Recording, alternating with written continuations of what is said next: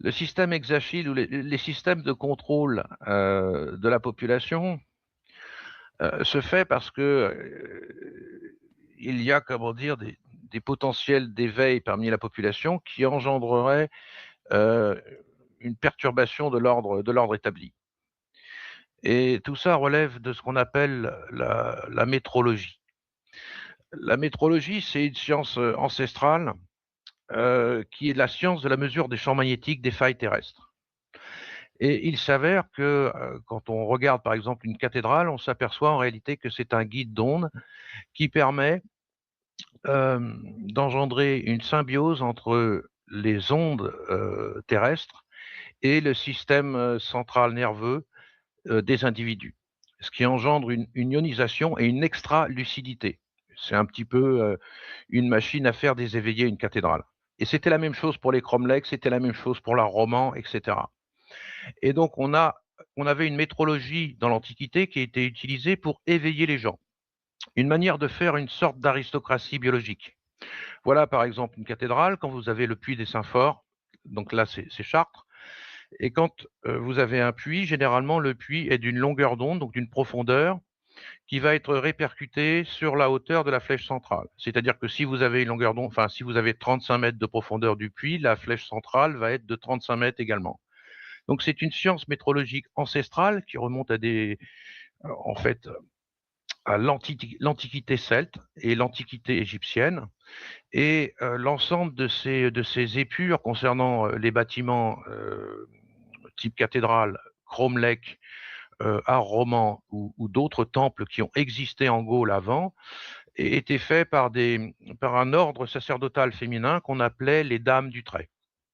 Les Dames du Trait avaient la possibilité de comprendre et de connaître exactement où étaient les champs géomagnétiques pour mettre en place un édifice.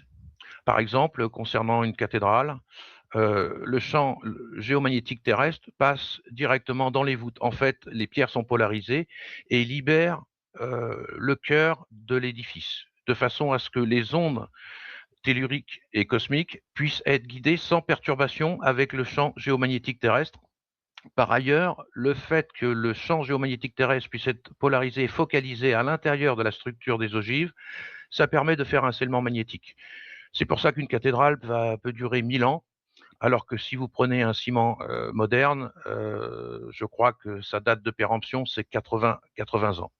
Donc ça explique pourquoi des bâtiments sont toujours debout, alors qu'il ne serait impossible de faire la même chose avec un bâtiment construit n'importe comment. Donc il faut pouvoir caler l'ensemble de l'édifice sur les champs géomagnétiques terrestres, il faut pouvoir le mettre sur une faille magnétique dont on va récupérer l'onde tellurique avec un puits qui va générer une longueur d'onde. Cette longueur d'onde doit être répercutée dans le cosmique pour capter en fait l'énergie cosmique.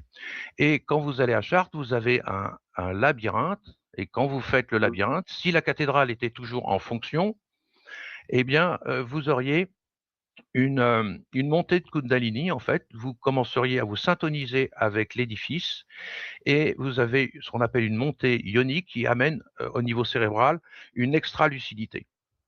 Et ça, c'est une science ou un art métrologique celte antique qui est connu et ils veulent absolument lutter contre ça. Ils veulent lutter contre l'émergence d'êtres éveillés qui remettraient en cause complètement l'ordre établi et qui constituerait d'une certaine manière une aristocratie biologique avec une capacité intellectuelle et une capacité créative qui dépasserait complètement la République, qui dépasserait complètement tous les ordres établis, aussi bien religieux que politiques.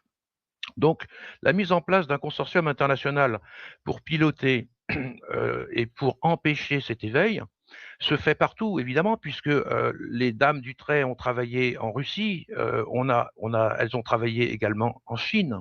C'est-à-dire que dans les pagodes chinoises fonctionnent aussi ce sont aussi des guides d'onde. Alors, ils sont faits d'une autre manière, mais la finalité est toujours la même. La finalité, c'est l'éveil des populations et trouver parmi la population locale une une élite, une aristocratie biologique qui va travailler pour le bien de la communauté. Donc, le problème d'émergence d'une aristocratie biologique, aussi bien en Russie, en Chine qu'en Occident, euh, a fait que la métrologie a été utilisée à l'inverse et on a mis en place des systèmes qui vont empêcher l'éveil des individus et qui vont surtout leur retirer toutes les connaissances antiques concernant les guides d'ondes qui ont été faits dans tous les temples, toutes les cathédrales, tous les cromlechs, etc. Quand on parle de ça, maintenant on dit oui, il y a des énergies, ceci, cela. Non, non, c'est pas des énergies, c'est une coordination pour ioniser l'intégralité du système central humain et faire de l'être humain quasiment un Bouddha. D'ailleurs, Flance, en japonais, ça veut dire Bouddha. Ça veut dire terre de Bouddha. Est-ce que c'est un hasard? Je ne crois pas. Donc, les dames du trait ont été véritablement l'état profond à certaines époques de l'histoire française et elles ont été combattues comme étant des sorcières alors que c'était les seuls ordres sacerdotaux qui étaient capables de faire des lieux véritablement sacrés qui correspondaient en fait à ces calculs et à ces positions de pierre pour faire en sorte que des êtres humains soient éveillés. Donc ces connaissances sont occultées, sont interdites au grand public. Elles sont par contre connues par l'ensemble des personnes qui pilotent ExaShield, Crème Zaslon et puis Dragonwall. Et ils font en sorte qu'il ne puisse pas y avoir l'émergence d'une aristocratie biologique nulle part, ni en Russie, ni en Chine, ni aux États-Unis. Et la France est un cas particulier puisque en France, on a eu dans l'Antiquité celte énormément d'édifices qui ont été construits comme ça.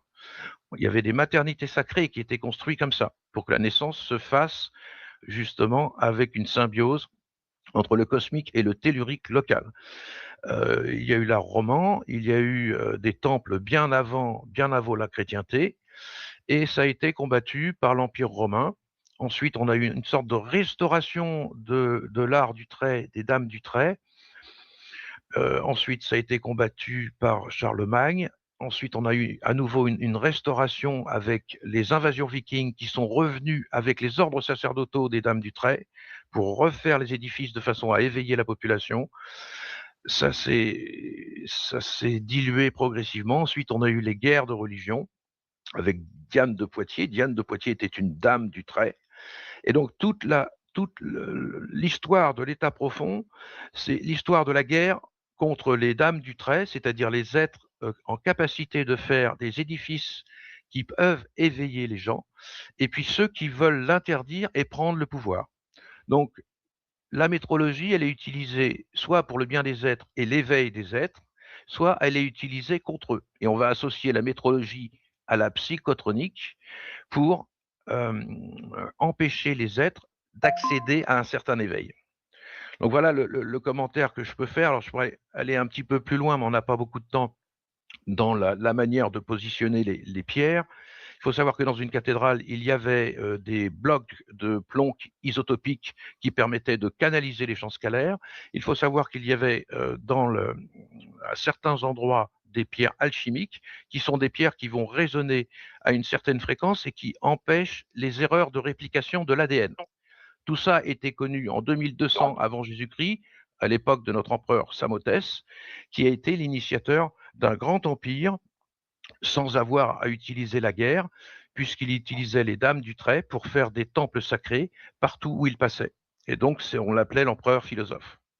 Donc, j'essaye de remettre au goût du jour notre antiquité celte, gauloise, parce qu'elle est porteuse de ce qui se passe aujourd'hui avec l'État profond qui lutte contre l'éveil. Et nous avions un modèle d'éveil dans l'Antiquité gauloise qui est en train d'être combattu et qui est presque oublié. Alors j'essaye de remettre en fait les choses en marche pour bien faire comprendre aux gens que nous avons tous les éléments pour pouvoir mettre en place ou voir une aristocratie biologique qui d'une certaine manière est choisie par la Terre se mettre en place. Et il ne s'agit pas de renverser l'ordre établi, mais il s'agit d'être en harmonie avec la planète, en harmonie avec tous les champs scalaires et tout ce qui émane de la planète. Si on veut bloquer l'ensemble des champs scalaires et de tout ce qui émane naturellement de la planète avec la résonance de Schumann, 7,83 Hertz, si on met en place des bâtiments qui ne respectent pas et qui bloquent l'ensemble de ces fréquences, on va inévitablement arriver à des catastrophes. C'est-à-dire que la planète ne pouvant pas libérer ses harmoniques, le magma va nécessairement remonter. C'est comme si vous aviez une cocotte minute, vous empêchez impérativement à chaque fois des bouffées de vapeur de sortir. Ces bouffées de vapeur, c'est grâce à ces bouffées de vapeur, finalement, qu'il peut y avoir des êtres éveillés sur Terre. Vous l'empêchez, et si vous empêchez une cocotte minute de fonctionner, enfin de lâcher un petit peu de vapeur, on sait ce que ça donne. Donc voilà, donc la question de l'état profond, c'est vraiment une question d'éveil, et ça se réfère aussi bien aux plus hautes technologies dont je parle avec la psychotronique, avec ExaShield, Kremsaslov, Dragonwall, mais également, il faut le voir avec la perspective de notre antiquité celte, où précisément nous avions une technologie métrologique qui permettait l'éveil des populations. Parce qu'il y a aussi le code génétique qui compte. Alors, comme on a peu de temps, je voulais simplement mettre l'accent sur ça. Alors évidemment, il y a énormément d'autres éléments dans le journal Morpheus 136, mais ça, c'est le cœur du problème. C'est le cœur de l'état profond. On pourrait faire de la géopolitique métrologique, au lieu de parler de Trump, de ceci, de cela. Bon, par exemple, l'Ukraine. L'Ukraine, elle est coincée entre le système Krem-Zaslan et puis ExaShield, elle est entre les deux. Donc qu'est-ce qu'on fait? On fait une guerre et puis on sépare ceux qui vont être plus en phase avec le système russe et ceux qui seront plus en phase avec ExaShield. Si vous regardez la situation de l'Iran, on va faire la géopolitique fiction métrologique. L'Iran se retrouve entre les trois systèmes. Il a ExaShield d'un côté, il a Dragonwall du côté chinois et il a au nord Krem Zaslon. Et l'Iran a son système psychotronique de contrôle de sa propre population. C'est plutôt soft, c'est pas aussi rugueux et aussi infernal que ce que font les Occidentaux. Par contre, dans le consortium international, l'Iran doit faire un choix. Soit il va avec les Russes, ce qui est, à mon avis, ce sera impossible, soit il va avec les Chinois, crédit social, ils sont pas trop chauds, soit il va avec Trump pour se retrouver sous le bouclier ExaShield.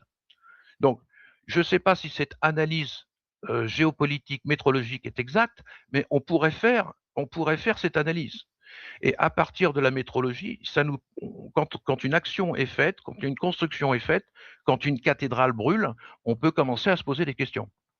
Voilà. Par exemple, la cathédrale de Chartres, elle a brûlé. On a remplacé la toiture par des poutres métalliques, pour la plupart. Et donc, on a fait le plomb qui a fondu a fait une véritable cage de Faraday puisqu'il s'est mis dans les interstices de l'ensemble de la structure.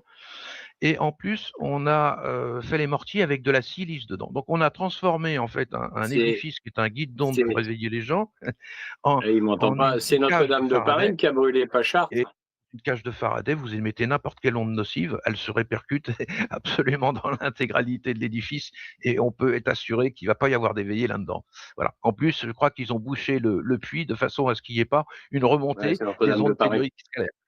Donc voilà où on en est. Donc rien n'est innocent, mais si on doit resituer, essayer de comprendre vraiment quel est l'état profond, eh bien, on le comprend grâce à l'Antiquité celte de notre pays, de la Gaule.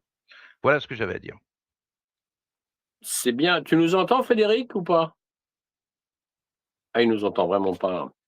Il va falloir C'est écrire les dommage. questions. Je suis désolé, je vous entends pas. Ah oui, ben non. Moi, je peux pas écrire les questions, j'ai pas. Je suis sur un smartphone. Je pense que Frédéric s'est trompé, c'est pas la cathédrale de Chartres qui a brûlé, il faisait référence à Notre-Dame de Paris. Mais je pense que c'est ça qu'il voulait dire. Et effectivement, j'en avais discuté avec lui au téléphone